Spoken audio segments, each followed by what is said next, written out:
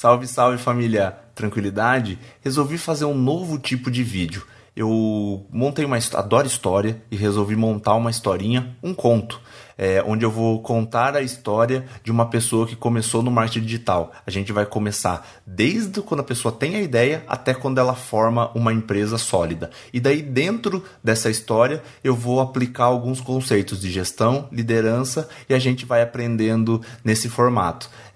Vai ser narrado e com alguns desenhos. Então é um jeito bem diferente. Espero que vocês gostem. Nossa primeira história vai ser dividida em alguns capítulos e ela vai contar a história da Luísa, que é a pessoa que começou no marketing digital. A nossa história vai chamar Do Zero ao Infinito, um conto sobre gestão, liderança e marketing digital. E agora, bem-vindos ao capítulo 1, Uma Visão do Futuro. Era um domingo como outro qualquer na vida de Luísa. A noite estava chegando e com isso aquele sentimento que ela já conhecia muito bem. Uma angústia, um sentimento que corroía ela por dentro. E esse sentimento vinha de uma ansiedade forte, que acontecia sempre quando o fim de semana estava acabando e a segunda-feira temível vinha se aproximando. E ela sabia o que esperava na segunda-feira. Luísa tinha 26 anos, era engenheira de computação, estava formada há 3 anos e trabalhava em uma empresa que fazia softwares de gestão de tarefas para outras empresas. Ela era responsável pela implementação dos sistemas e o contato com os clientes. E toda segunda era dia de fazer follow-up com os clientes e ver como tudo estava. E esse era o pior momento. Era um dia todo de Muro das Lamentações. Os clientes não só reclamavam do software, como de outros pontos da empresa e até da própria vida. O dia terminava e ela se sentia completamente esgotada, como se tivesse sugado toda a energia negativa dos clientes. Para tentar diminuir essa ansiedade pré-segunda, Luísa resolveu ler um pouco. Tem alguns meses que ela ficou viciada em livros de autoajuda, que ela chamava de desenvolvimento pessoal, pois acreditava que autoajuda era pejorativo demais. Esse tipo de leitura funcionava como um ansiolítico para ela, como se ela fugisse da realidade atual. Apesar de saber que sua vida não estava legal, esse tipo de livro a deixava com o sentimento de que a vida pode ser mais e que chegaria o momento dela. Mas dessa vez foi diferente. Algo da leitura estava fazendo ela ficar ainda pior. Então ela resolveu voltar ao capítulo que estava lendo para tentar descobrir o que a atormentava. Então notou que o que mais incomodou foi um exercício sobre visualização. O livro pedia para que, em posição meditativa, ela pensasse sobre como gostaria que fosse seu futuro. Na primeira vez que ela leu, ela não fez o exercício, mas mesmo sem fazer, sabia que era aquilo que a deixou pior.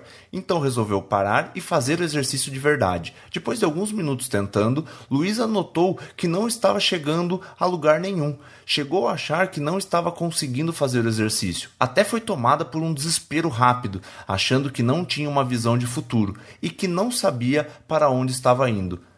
Pensou tanto sobre o assunto que acabou exausta e caiu no sono.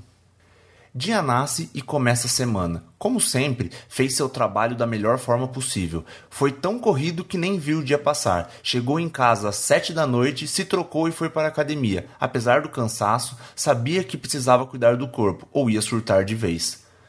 Luísa tinha o hábito de correr na esteira enquanto escutava música clássica e refletia sobre a vida. E nesse momento foi tomada novamente pelo pensamento sobre o futuro. Mas fez diferente. Ao invés de pensar no que queria para o futuro, exercício que não deu certo da última vez, resolveu pensar onde poderia chegar com o que tinha nesse momento. Ela ainda morava com os pais, não tinha namorado, então só podia refletir sobre o trabalho. Na área de implementação de software, onde ela trabalhava, só ela exercia esse trabalho. Era uma equipe de uma pessoa só. Ela tinha um salário razoável, mas não sentia que se desenvolvia. Era sempre a mesma coisa. E por mais competente que ela fosse, e por mais que ela fizesse o seu trabalho, ela sentia que era difícil em algum momento ela ser líder de alguma equipe. Então, o seu plano de carreira estava completamente restrito. Da onde ela estava hoje, ela não podia ir muito longe. Ela nunca tinha parado para pensar nisso, e com certeza não era a vida que ela queria para ela. Precisava dar um jeito nisso, e rápido. Ficou com esse pensamento a semana toda, mas continuou seguindo sua vida. Até que chegou sexta-feira, dia da libertação, o dia de maldade. Ainda no trabalho, Luísa já movimentava os grupos do WhatsApp e analisava a melhor proposta para a noite. Resolveu sair do trabalho e encontrar um grupo de amigos que fez faculdade com ela para um happy hour. Como de costume, após alguns copos de cerveja, todos da roda estavam falando mal dos seus trabalhos e dos seus chefes atuais. Luísa não tinha problema com o chefe direto, mesmo porque ele era bem ausente e deixava ela fazer o que ela quisesse, mas com certeza não gostava de como as coisas funcionavam no trabalho.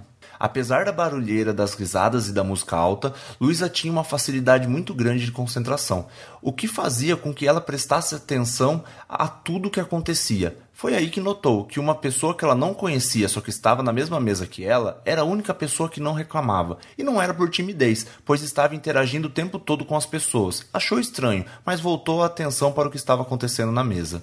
Tomou mais alguns copos e foi ao banheiro. Ele estava ocupado, então Luísa ficou esperando. Nisso chega Marina, que era a pessoa que não reclamava do trabalho. Era o momento de descobrir. Sem pensar duas vezes, perguntou: Ô Marina, em quem você trabalha? Com um sorriso no rosto, ela respondeu: Eu sou cozinheira. Ah, que legal! Você trabalha em um restaurante? Quis aprofundar Luísa. E para seu espanto, Marina respondeu que não.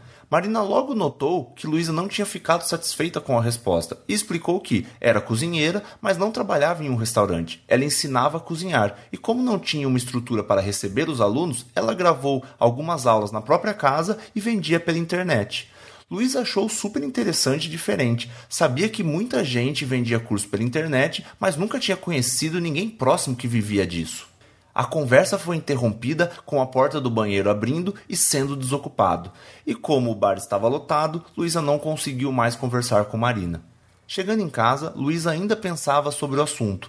O que mais chamou a atenção não era o fato da nova amiga viver vendendo cursos na internet, mas sim a empolgação e o brilho nos olhos com que ela contava o que fazia. Os pensamentos não duraram muito tempo. Luísa estava tão bêbada que dormiu sem nem se trocar.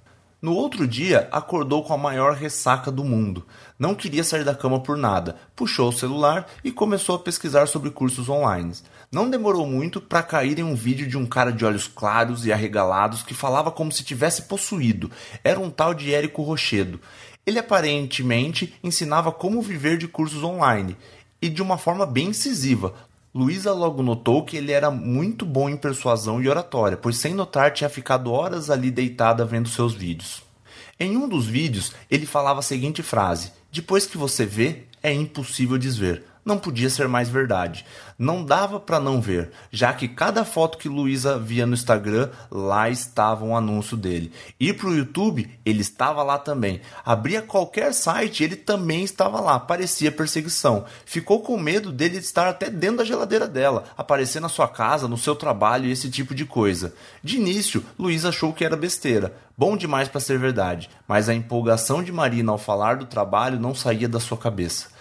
E, afinal, que problema poderia causar dar uma pesquisada um pouco mais a fundo sobre esse tal de marketing digital? E sobre o que realmente fazia o tal do Rochedo, que aparentemente era o guru de todos?